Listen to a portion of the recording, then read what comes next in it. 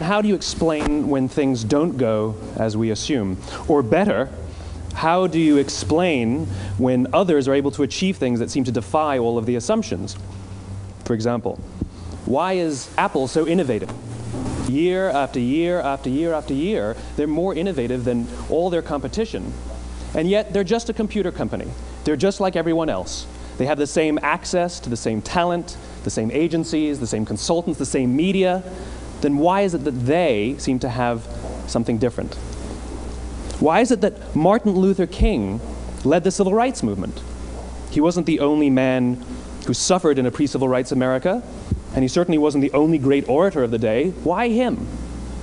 And why is it that the Wright brothers were able to figure out controlled powered manned flight when there were certainly other teams who were better qualified, better funded, and they didn't achieve powered manned flight, and the Wright brothers beat them to it? There's something else at play here. About 3.5 years ago, I made a discovery, and this discovery profoundly changed my view on how I thought the world worked, and it even profoundly changed the way in which I operate in it. As it turns out, there's a pattern. As it turns out, all the great and inspiring leaders and organizations in the world, whether it's Apple or Martin Luther King or the Wright brothers, they all think, act, and communicate the exact same way, and it's the complete opposite to everyone else. All I did was codify it. And it's probably the world's simplest idea. I call it the golden circle.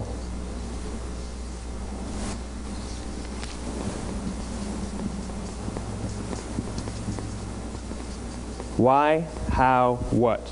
This little idea explains why some organizations and some leaders are able to inspire where others aren't. Let me define the terms really quickly. Every single person, every single organization on the planet knows what they do, 100%. Some know how they do it, whether you call it your differentiating value proposition or your proprietary process or your USP. But very, very few people or organizations know why they do what they do. And by why, I don't mean to make a profit. That's a result. It's always a result. By why, I mean what's your purpose? What's your cause? What's your belief? Why does your organization exist? Why do you get out of bed in the morning? And why should anyone care? Well, as a result, the way we think, the way we act, the way we communicate is from the outside in. It's obvious. We go from the clearest thing to the fuzziest thing. But the inspired leaders and the inspired organizations, regardless of their size, regardless of their industry, all think, act, and communicate from the inside out. Let me give you an example. I use Apple because they're easy to understand and everybody gets it. If Apple were like everyone else, a marketing message from them might sound like this: we make great computers. They're beautifully designed, simple to use, and user-friendly. Want to buy one? Meh. And that's how most of us communicate. That's how most marketing is done, that's how most sales is done, and that's how most of us communicate interpersonally. We say what we do, we say how we're different or how we better, and we expect some sort of behavior, a purchase, a vote, something like that. Here's our new law firm. We have the best lawyers with the biggest clients. We have, we always perform for our clients, do business with us. Here's our new car. It gets great gas mileage. It has, leather seats. Buy our car. But it's uninspiring. Here's how Apple actually communicates. Everything we do, we believe in challenging the status quo. We believe in thinking differently. The way we challenge the status quo is by making our products beautifully designed, simple to use, and user-friendly. We just happen to make great computers. Want to buy one? Totally different, right? You're ready to buy a computer from me. All I did was reverse the order of the information. What it proves to us is that people don't buy what you do, people buy why you do it. People don't buy what you do, they buy why you do it. This explains why every single person in this room is perfectly comfortable buying a computer from Apple. But we're also perfectly comfortable buying an MP3 player from Apple, or a phone from Apple, or a DVR from Apple. But as I said before, Apple's just a computer company. There's nothing that distinguishes them structurally from any of their competitors. Their competitors are all equally qualified to make all of these products. In fact, they tried. A few years ago, Gateway came out with flat screen TVs.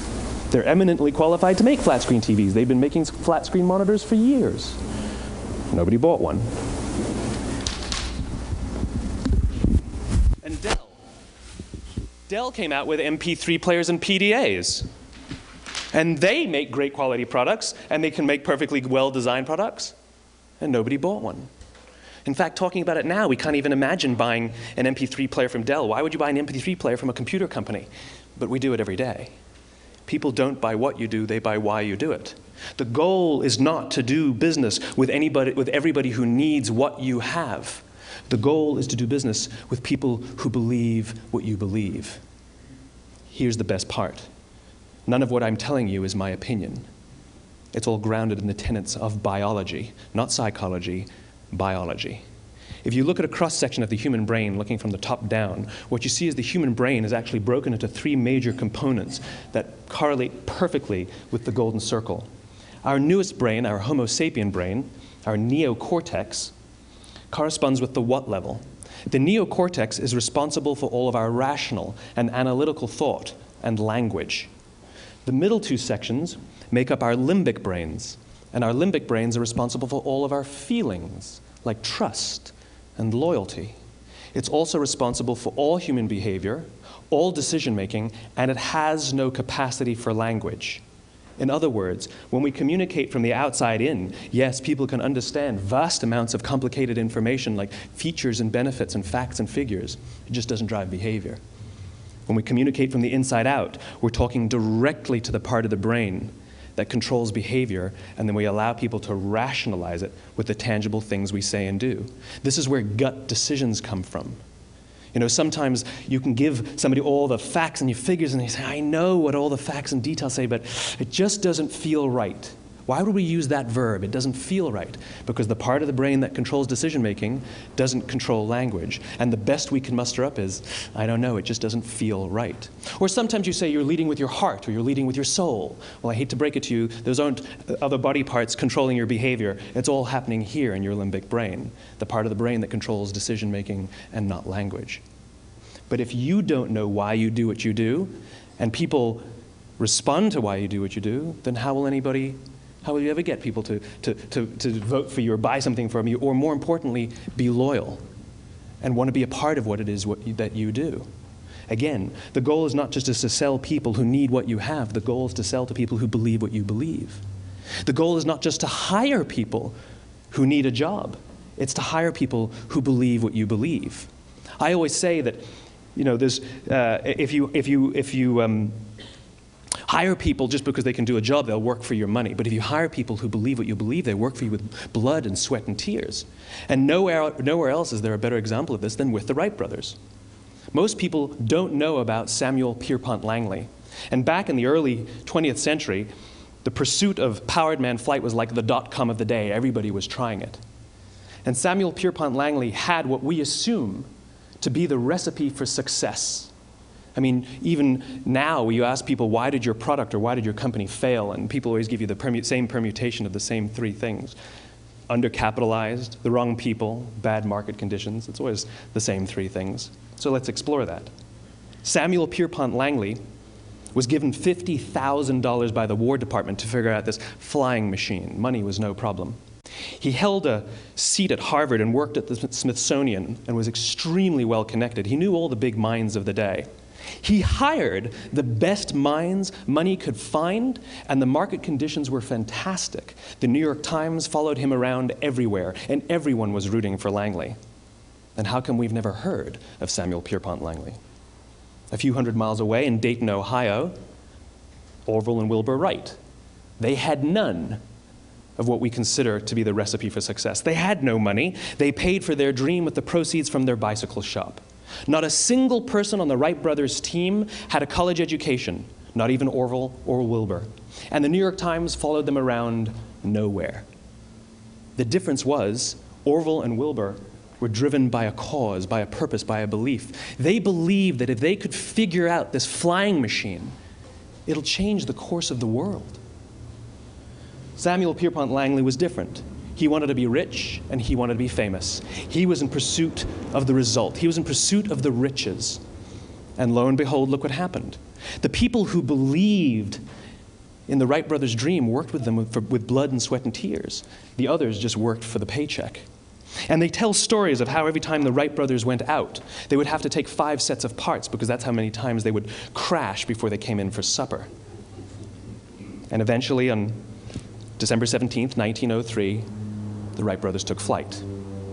And no one was there to even experience it. We found out about it a few days later. And further proof that Langley was motivated by the wrong thing, the day the Wright brothers took flight, he quit. He could have said, "That's an amazing discovery, guys, and I will improve upon your technology." But he didn't. He wasn't first. He didn't get rich. He didn't get famous. So he quit. People don't buy what you do, they buy why you do it. And if you talk about what you believe, you will attract those who believe what you believe. Well, why is it important to attract those who believe what you believe? Something called the law of diffusion of innovation. And if you don't know the law, you definitely know the terminology. The first 2.5% of our population are our innovators. The next 13.5% of our population are our early adopters. The next 34% are your early majority, your late majority, and your laggards. The only reason these people buy touch-tone phones is because you can't buy rotary phones anymore. We all sit at various places at various times on the scale, but what the law of diffusion of innovation tells us is that if you want mass market success or mass market acceptance of an idea, you cannot have it until you achieve this tipping point between 15 and 18% market penetration, and then the system tips. And I love asking businesses, what's your conversion on new business? And they love to tell you, oh, it's about 10%, proudly. Well, you can trip over 10% of the customers. We all have about 10% who just get it. That's how we describe them, right? That's like that gut feeling, oh, they just get it. The problem is, how do you find the ones that just get it before you're doing business with them versus the ones who don't get it? So it's this here, this little gap, that you have to close, as Geoffrey Moore calls it, crossing the chasm. Because you see, the early majority will not try something until someone else has tried it first. And these guys, the innovators and the early adopters, they're comfortable making those gut decisions. They're more comfortable making those intuitive decisions that are driven by what they believe about the world and not just what product is available. These are the people who stood online for 6 hours to buy an iPhone when they first came out, when you could have just walked into the store the next week and bought one off the shelf. These are the people who spent $40,000 on flat-screen TVs when they first came out, even though the technology was substandard. And by the way, they didn't do it because the technology was so great. They did it for themselves. It's because they wanted to be first. People don't buy what you do, they buy why you do it. And what you do simply proves what you believe. In fact, people will do the things that prove what they believe. The reason that person bought the iPhone in the first 6 hours, or stood in line for 6 hours, was because of what they believed about the world and how they wanted everybody to see them. They were first. People don't buy what you do, they buy why you do it. So let me give you a famous example, a famous failure and a famous success of the law of diffusion of innovation.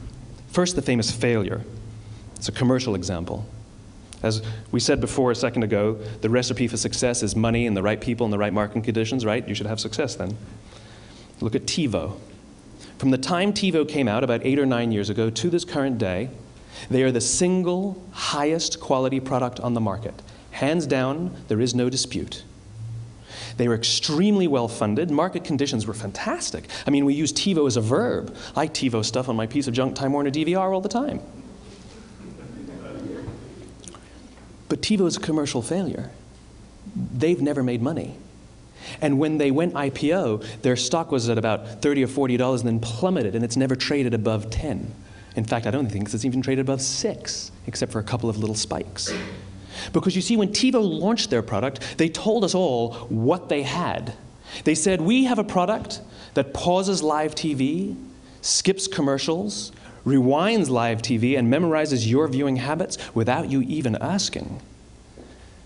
And the cynical majority said, we don't believe you, we don't need it, we don't like it, you're scaring us.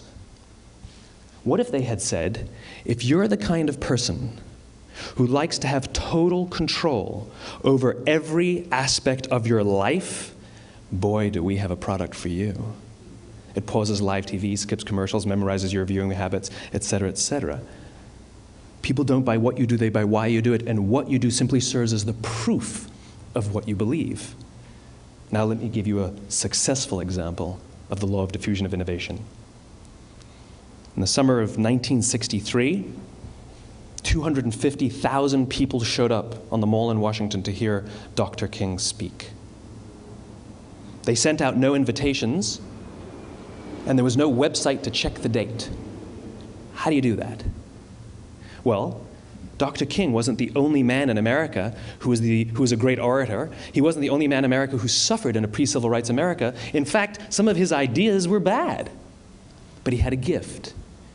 He didn't go around telling people what needed to change in America. He went around and told people what he believed. I believe, I believe, I believe, he told people. And people who believed what he believed took his cause and they made it their own, and they told people. And some of those people created structures to get the word out to even more people. And lo and behold, 250,000 people showed up on the right day, on the right time to hear him speak. How many of them showed up for him? 0. They showed up for themselves. It's what they believed about America that got them to travel on a bus for 8 hours to stand in the sun in Washington in the middle of August. It's what they believed, and it wasn't about black versus white. 25% of the audience was white. Dr. King believed that there are 2 types of laws in this world, those that are made by a higher authority and those that are made by man. And not until all the laws that are made by man are consistent with the laws that are made by the higher authority will we live in a just world. It just so happens that the civil rights movement was the perfect thing to help him bring his cause to life. We followed him not for him, but for ourselves. And by the way, he gave the I have a dream speech, not the I have a plan speech. Listen to politicians now with their comprehensive 12-point plans. They're not inspiring anybody. Because there are leaders and there are those who lead. Leaders hold a position of power or authority, but those who lead inspire us. Whether they're individuals or organizations, we follow those who lead, not because we have to, but because we want to. We follow those who lead, not for them, but for ourselves. And it's those who start with why that have the ability to inspire those around them or find others who inspire them. Thank you very much.